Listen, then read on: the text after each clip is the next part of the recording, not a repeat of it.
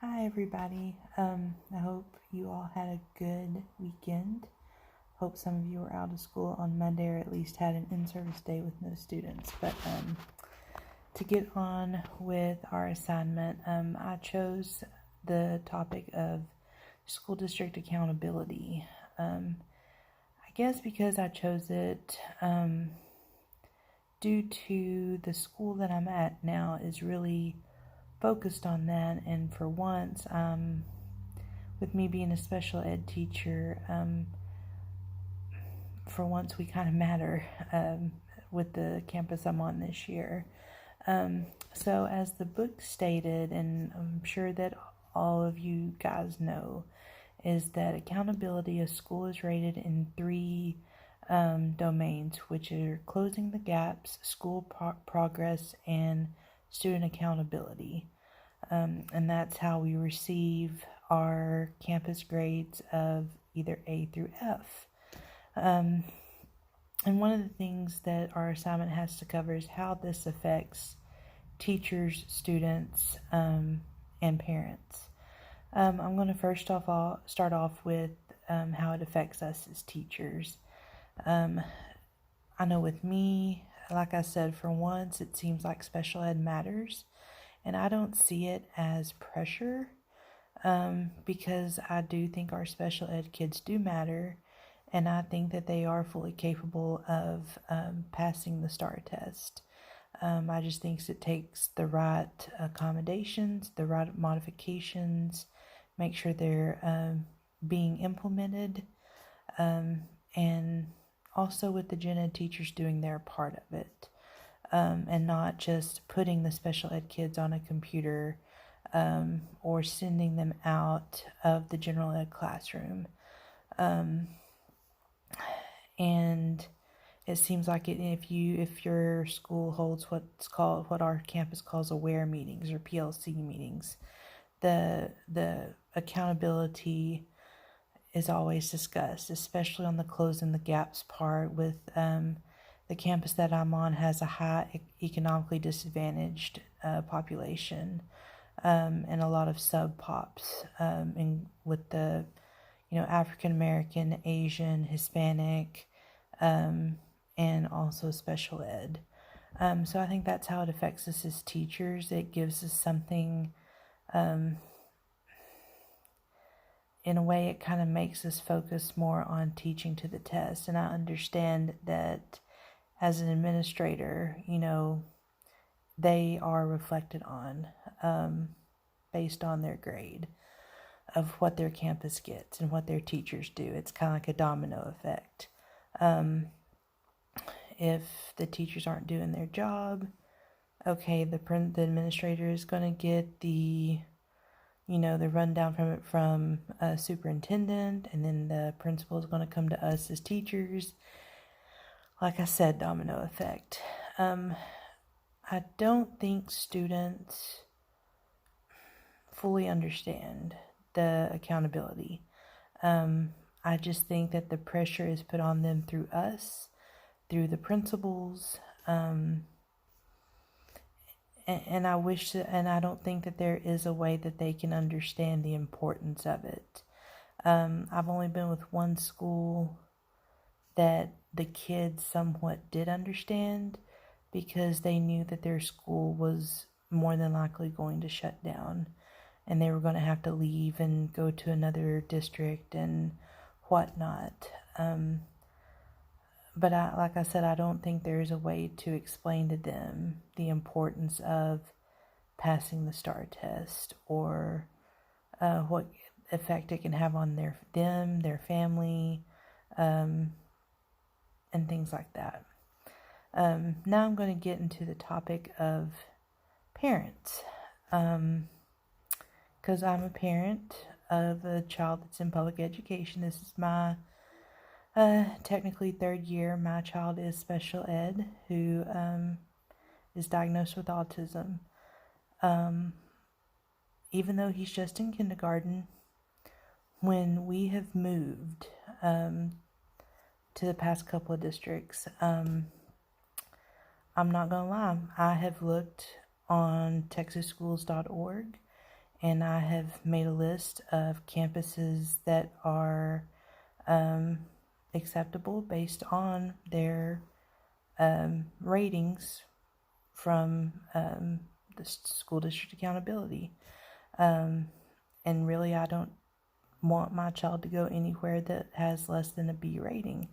And I know that's kind of a little judgmental, but I want my child to get the best that he can. And also and this can go back with the teacher part too, when I've been offered a job at whichever district, with the exception of my first one, because I was just happy to get a job.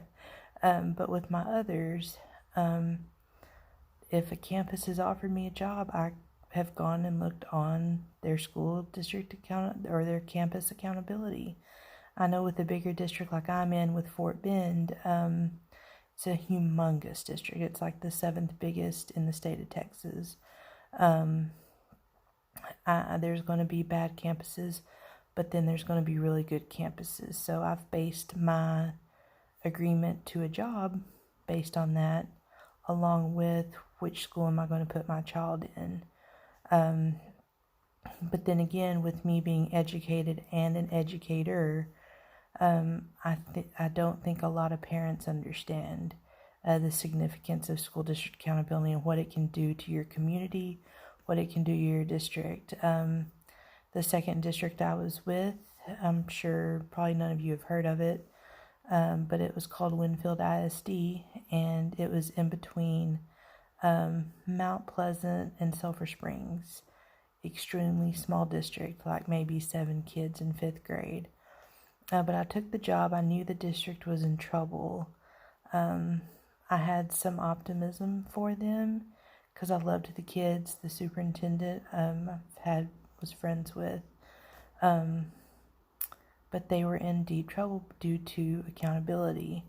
And by the time that we found a program that was working for the students that were the bubble kids or the really low kids, it was too late, and TEA had already decided to shut the school district down, even with the progress they made from the program that we came up with, which is really sad. So now it's just completely shut down. The kids have had to decide between 2 other districts to go to.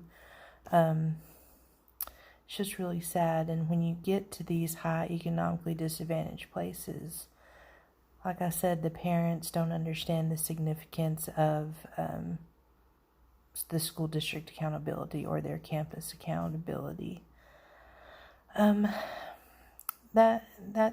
are really my main points.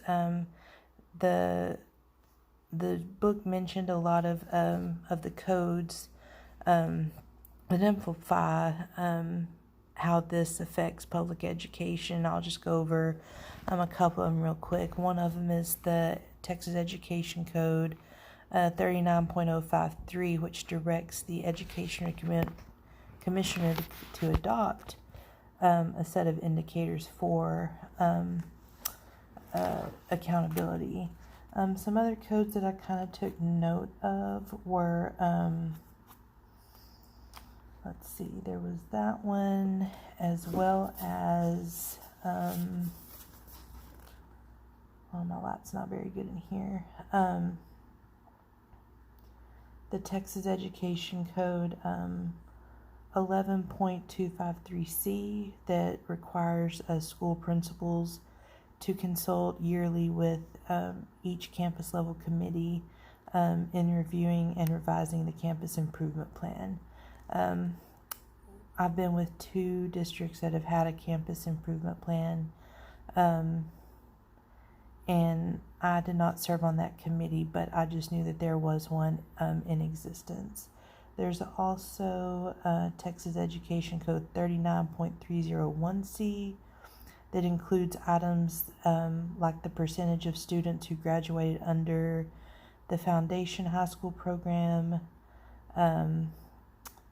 the results from the SAT, the ACT, and other post-secondary degree information. And the code that goes back to the letter grades A through F is pursuant to code 39.054. And the chapter goes into a little bit of detail on, if your campus scores this, it has this will happen, you'll have this long to get it up to this, and so forth. I think that was really it, kind of the main points that the book talked about, and just from my access of it, or exposure of it, as being an educator. I figured this was better than writing everything down and it would go faster. But anyway, I hope everybody has a good rest of the week, and I look forward to reading everybody else's assignments. Thanks.